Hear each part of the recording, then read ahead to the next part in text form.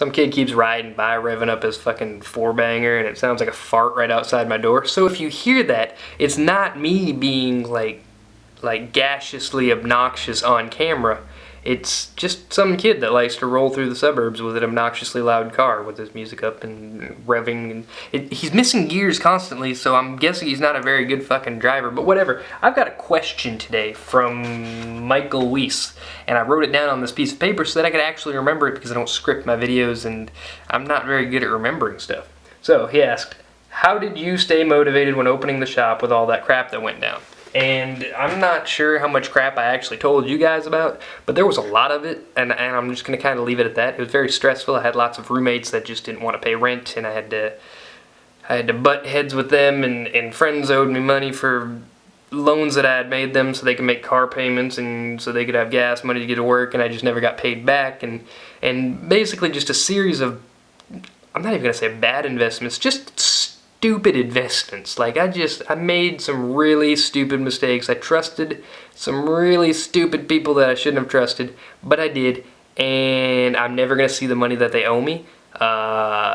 So essentially, I mean, you can't tell how big this house is just by looking at what I show you, and I'm not gonna give you a tour of my house, but it's a decent sized house, and I've got to pay all the bills myself, and I've got to pay all the bills at the shop myself. And that's a lot of responsibility, and I can't move out of this house even if I want, because when my parents left me here, they left me with all the accoutrements of a modern household, which means I've got lawnmowers and furniture and beds and all kinds of workbenches and sheds and trailers, and even if I wanted to move, I'm gonna move to a place that's affordable for me, which is like an apartment or a small house or a trailer, and I can't take all this stuff with me. I don't have anywhere to put all of the stuff. I can't afford to pay storage for it. They're not going to pay storage for it because it's now my responsibility. So it's just a big fucking mess. Luckily, they are coming back. They are going to clear up this whole mess, hopefully. I yanked them away from their lives in Minnesota and drug them back here to help me out. I'm not exactly sure that's how it went, but that's how it feels at this point.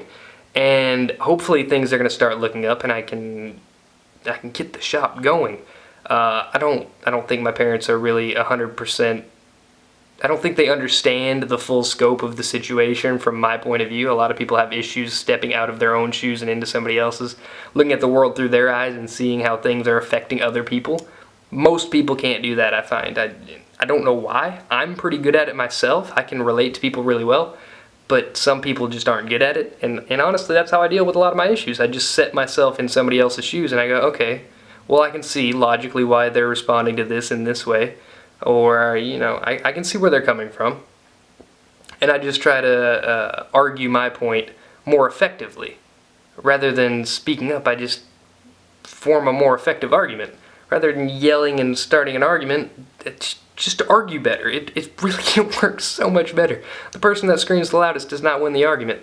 The person that has the more valid argument wins the argument. That's why it's an argument, not a screaming match. I mean, if you want to see who can scream louder, we can do that, but I'm not really interested in it. Anyways, I kind of danced around the question. I didn't really answer it. What it really comes down to is my friend Alexis bought me a dog, and he keeps me from getting sad. Every time I'm a little bit sad, I just go look at him, and he goes, hey, I'm bored. And I go, hey, I'm bored too. Let's go for a walk. And we go for a walk. And I sit down somewhere, and he licks my face, and it just makes the whole day better. So, I don't know. There's a lot of ways that you can deal with life problems. It's really just situational, and you need to stop and think logically about them and figure it out.